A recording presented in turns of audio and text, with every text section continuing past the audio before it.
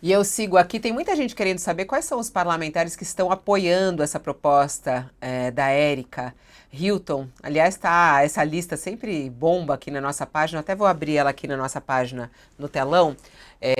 A PEC contra a jornada 6 por 1, que chega a 134 assinaturas e que tem aqui a lista dos parlamentares que já assinaram, a grande maioria da esquerda, né? Tem aqui, ó, entre aqueles mais conhecidos, tem o André Janones, que assinou, Benedita da Silva, tem o Carlos Aratini, Chico Alencar, Dandara, vários, Daniela do Vaguinho, tem aqui vários, tem também parlamentares do PSD que assinaram, do PDT, do PSB. A gente tem também a deputada Tabata Amaral, e essa vale a gente falar, ela fez um textão aqui. Ela foi pressionada também, né? A Tabata, que ganhou muita visibilidade, inclusive, na campanha à Prefeitura de São Paulo, que teve uma votação até expressiva. E aí ela colocou, olha, antes de assinar ou apresentar qualquer projeto, analiso com a minha equipe tudo.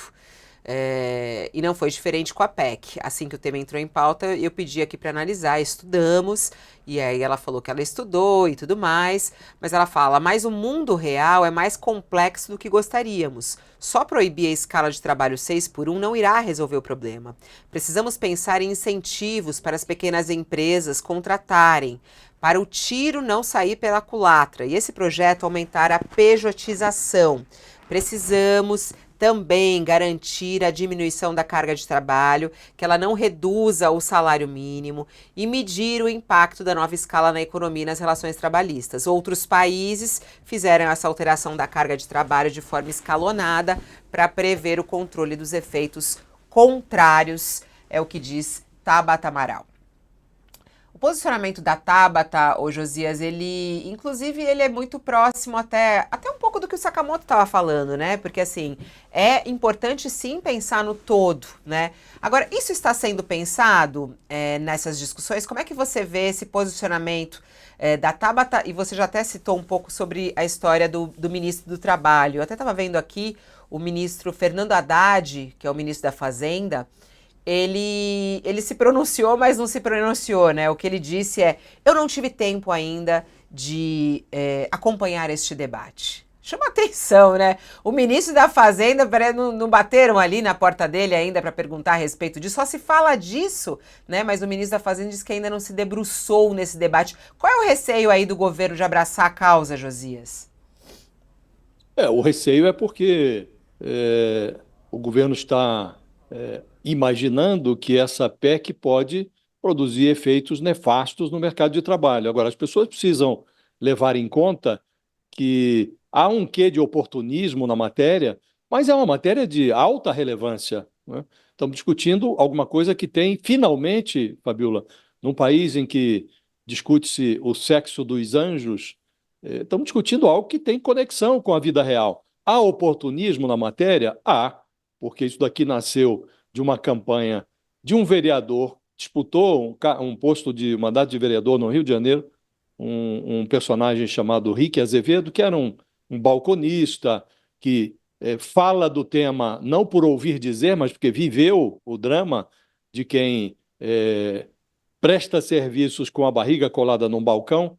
Esse rapaz foi um sucesso na eleição do Rio de Janeiro, contra todo o insucesso que teve o PSOL. Ele, filiado ao PSOL, se elegeu com muita facilidade, pouquíssimo dinheiro, navegando pelas redes sociais e enrolado essa bandeira da vida além do trabalho.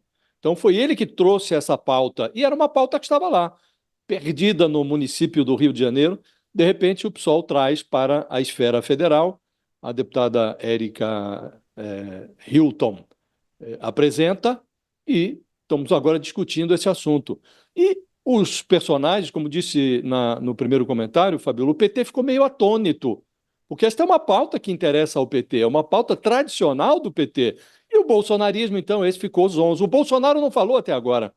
É um assunto que está nas redes, que bombou nas redes sociais, e é o habitat natural do Bolsonaro, dos bolsonaristas, E o Bolsonaro está em silêncio, os filhos do Bolsonaro estão em silêncio, o Nicolas Ferreira teve que ser empurrado para entrar no debate. Então, realmente, as pessoas se surpreenderam. E é curioso que tenham se surpreendido, porque o tema tem, de fato, conexão com a vida real. E não é novo, Fabiola. Há, inclusive, uma PEC apresentada por um deputado do PT, e está lá, já trata da mesma questão, trata de redução de jornada, e está lá na Câmara. Está até mais avançada do que essa, já tem assinaturas e tudo, só que foi ali para a vala comum dos projetos que não conseguem navegar, né? Se você pega, por exemplo, essa PEC, e eu estava olhando de manhã, essa PEC apresentada pelo PT, lá na Câmara, ela traz uma exposição de motivos que fala dessa realidade da redução de jornada e faz um apanhado de coisas que estão acontecendo pelo mundo.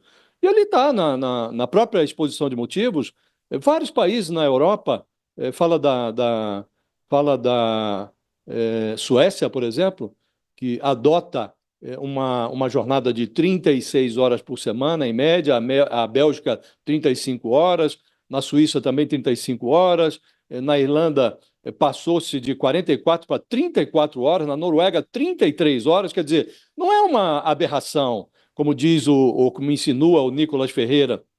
É evidente que você não pode transpor uma realidade de países europeus para um país como o Brasil, que não tem ainda o mesmo nível o mesmo IDH, o mesmo índice de desenvolvimento humano. Agora, não é nenhum pecado discutir o assunto. Há outros países que reduziram a jornada. Na Holanda é de 29 horas a jornada semanal de trabalho.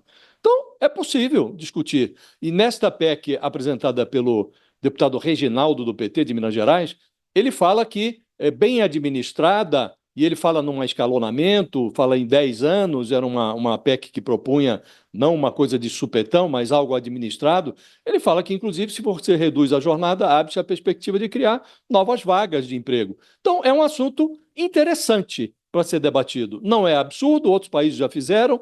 Evidentemente, a realidade brasileira tem especificidades que exigiria o debate, mas é o que está acontecendo agora. A proposta suscitou o debate. E nada mais bonito do que um debate que tenha conexão, Fabiola, com a vida real. Não essas coisas absurdas que temos discutido nos últimos tempos por conta do absurdo em que se converteu a política.